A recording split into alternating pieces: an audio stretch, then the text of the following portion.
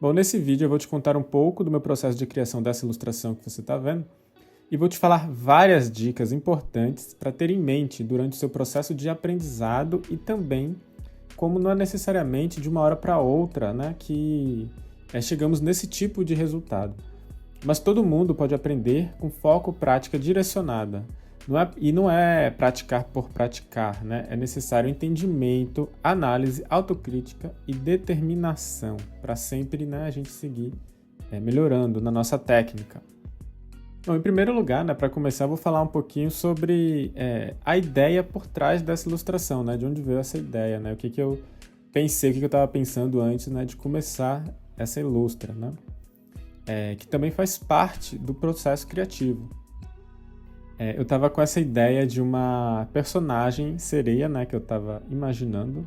Não sei se vocês sabem, mas eu gosto bastante de temáticas mais de fantasia e tal, né? E eu estava com essa ideia dessa personagem sereia. Eu imaginei uma espécie de uma mini historiazinha, que eu não sei nem se eu vou chegar a desenvolver isso, né, em algum momento, mas eu tenho essa ideia dessa história, de uma sereia que vive afastada da vila ou da cidade, né, do povo dela. Ela vive numa espécie de fazenda de algas, digamos assim, e trabalha no cultivo dessas algas, né, que servem de alimento e abastece a vila ali da região do povo dela, né? E ela costuma viver sozinha e até gosta disso, né? E seus principais amigos são animais visitantes ocasional e um senhor, né, que costuma levar essas algas, né, para distribuir e vender na cidade, na vila próxima. Essa é uma ideia base bem geral, né, para orientar algumas coisas. Ter essa coisa dessa ideia de uma história por trás da ilustração é muito importante até para trazer um pouco mais de alguns elementos e ideias ali para colocar, né? E até para colocar alguma expressão ali, né, de emoção até nos personagens que for ilustrar, né? Bom, essa era a ideia geral, né? Uma personagem que eu tinha em mente e queria colocar no papel, né? Antes de fazer a pintura, eu fiz alguns rascunhos, alguns estudos, consultei algumas referências, né? Eu construí a pose principal e fiz algumas versões dela, ajustando principalmente na estilização gráfica, né? Alguns rascunhos que eu fiz prévios a esse rascunho final. Mas foi mais ajustando essa coisa da estilização gráfica, né? Do estilo gráfico ali, da estrutura do desenho e no dinamismo ali do movimento que eu queria dar, né? Nessa cauda dela, por exemplo. Como foi bastante estilizado, eu acabei não chegando a usar uma referência para essa pose, mas eu uso também, de vez em quando, a depender do que eu quero produzir, né? A referência de pose, assim, né? De anatomia e tal, que é muito importante. Quando eu uso, eu tenho um resultado muito mais interessante, inclusive, né? E, na verdade, tem muita coisa que eu não sei desenhar de cabeça, por serem coisas que eu desenhei pouco ou, às vezes, que eu nunca desenhei, né? Mas devido a práticas anteriores, né, eu posso pegar relativamente fácil algumas coisas a partir de referências, né? Algumas são mais fáceis, outras mais difíceis, mas eu já consigo ter esse domínio relativamente bem. Então, por isso aqui ficam as duas primeiras dicas importantes que eu queria trazer nesse processo dessa pintura, que são coisas que eu custei um pouco a entender e ainda preciso sempre me lembrar que usar referência é muito importante tanto para todo o processo de aprendizado contínuo, né, para o seu processo de aprendizado ao longo do seu estudo, da sua prática, né, como também é muito importante para cada pintura específica, né. Cada ideia que você tem pode precisar de referências específicas. E a segunda dica é que o próprio desenho por observação requer prática, né? Ninguém começa a desenhar de repente, né? Ninguém nasce sabendo desenhar. Então requer prática, antes mesmo de aprender a usar referências. Aprender a desenhar é primordialmente aprender a observar e a representar a observação no papel através das técnicas e da prática. Muitas vezes começamos a desenhar e desenhamos os símbolos que temos daquele objeto ou coisa e não realmente aquilo que estamos vendo. Eu já falei sobre isso às vezes no canal, é um outro assunto, né? Que é sobre o aprendizado, o processo de aprendizado de desenho e nossos bloqueios com o desenho, né? Que todo mundo tem em uma certa fase da vida, né? Quase todo mundo. Seguindo então, né, para o processo de pintura em si, eu pintei com aquarela, que tem sido, na verdade, a minha técnica, minha ferramenta principal, né, de pintura e ilustração. E de vez em quando eu adiciono detalhes, toques finais com outros materiais, como inclusive eu usei nesse aqui, eu vou falar mais adiante, né?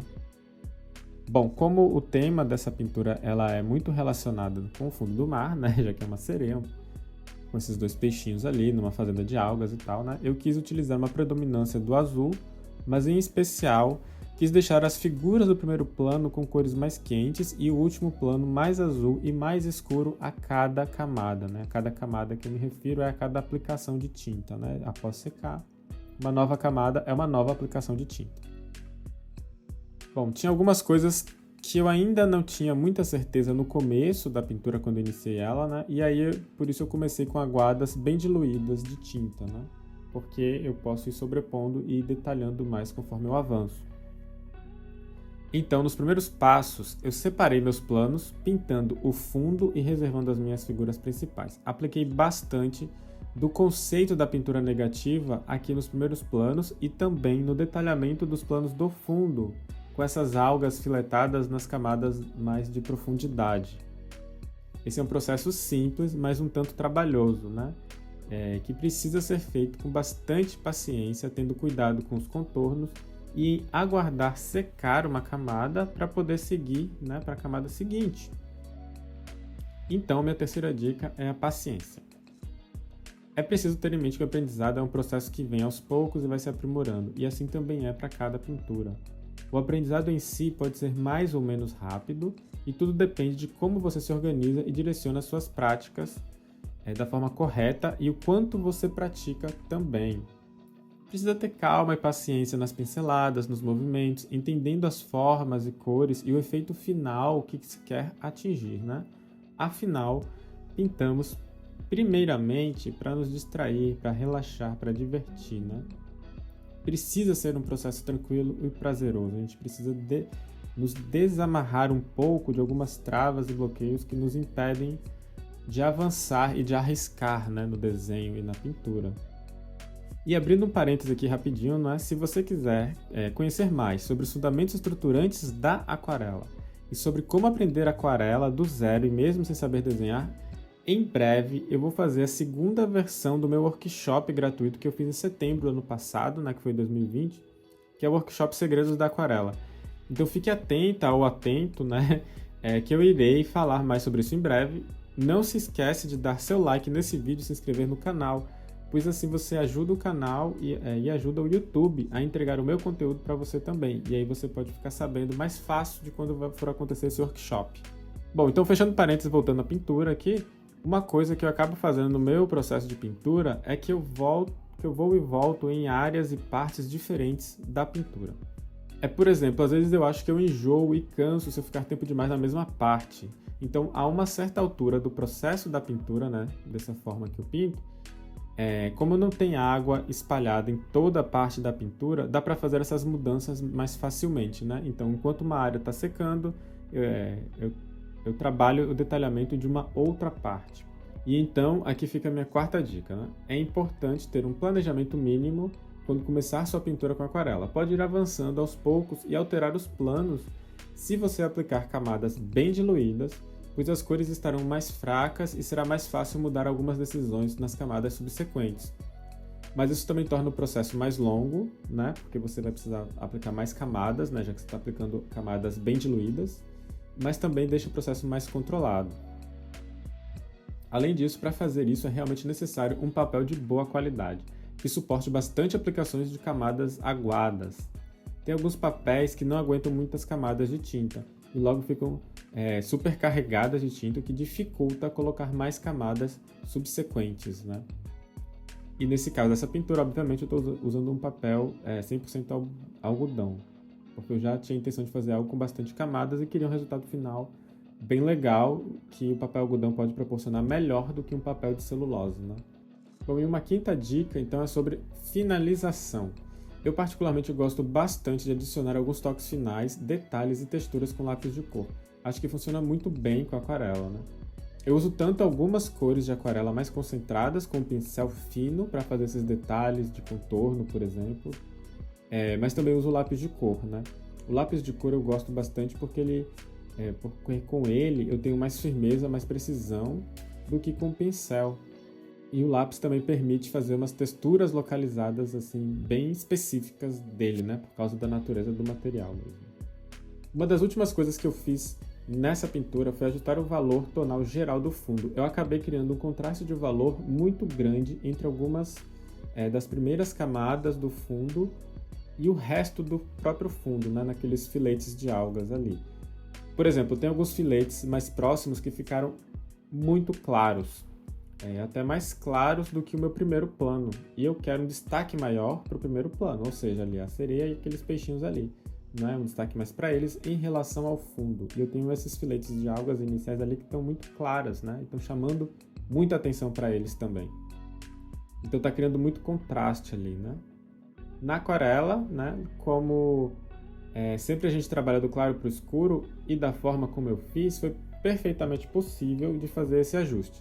Se eu quisesse, né, já que é escurecer, eu quero escurecer esses filetes que estão chamando muita atenção. Né? Se eu quisesse clarear mais, aí eu teria um probleminha maior, né?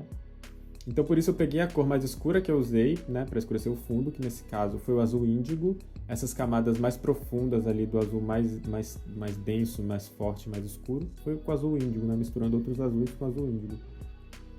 Então eu peguei esse azul índigo e apliquei uma camada bem diluída dele, em toda a pintura, né, só reservando ali aquilo que eu quero maior destaque, que é o meu plano mais da frente, que é a sereia e os peixes. E essa é uma técnica especial que se chama glazing, não é? Que permite alterar a tonalidade e ou a cor também, né, aplicando uma camada bem fina e transparente por cima. Na aquarela, a gente altera a cor sempre por transparência, né? Mas especialmente nesse caso, a gente vai estar aplicando uma camada mais fina. Se eu estivesse usando uma outra cor com uma camada fina, eu estaria levemente puxando a tonalidade, a cor, né? O croma da cor, para aquela cor que eu estou aplicando nessa última camada, né?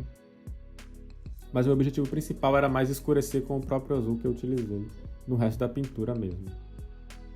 Bom, e esse foi o resultado final dessa pintura. Se gostou, não esquece de deixar o like, se inscrever no canal e ativar as notificações. Aguardo dúvidas e sugestões aqui nos comentários. Muito obrigado e até a próxima!